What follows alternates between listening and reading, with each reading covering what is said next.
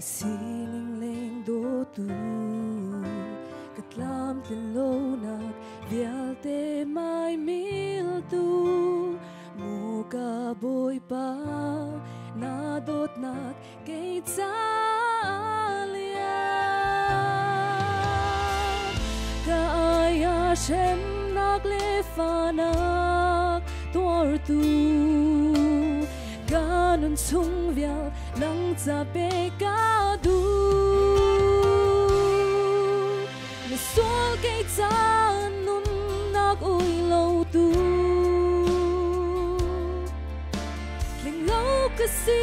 nang hal câu nai na velin na ka khao rằng phát lạc lâu mi sol si câu maning vai lam chung in a luang mi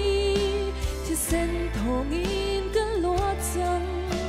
kan nun chung chu nang lang kan thang that lai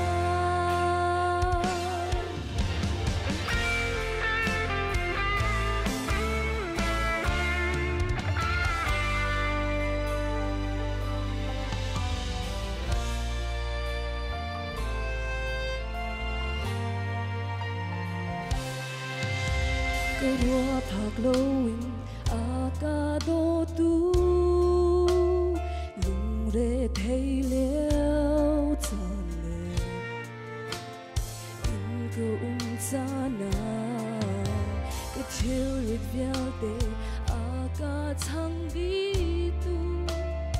a tha bi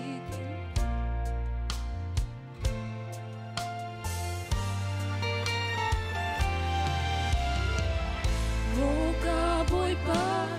na du bang in cam hang ko gan chung bia nang za pe ka du na swal kay ta nun na uy lâu tu ling lâu kasi nang hal câu nai na velin na ka khao sang phát lạc lâu mi xua si câu maning vai lam chung in a luang mi thì sen thong in ka lo chang kan nun chung chu nang long kan thang that lai mi sual kay ta nun nak uy lâu tu ling lâu kasi nang hal câu nai na velin na ka khao sang phát lạc lâu mi xuang si câu hani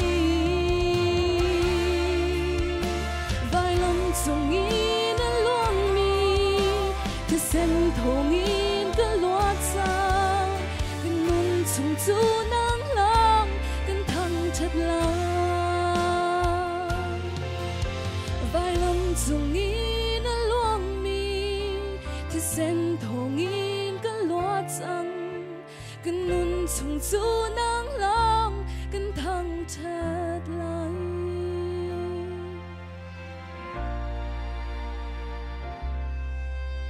Boy pa ni sumpa nak jago se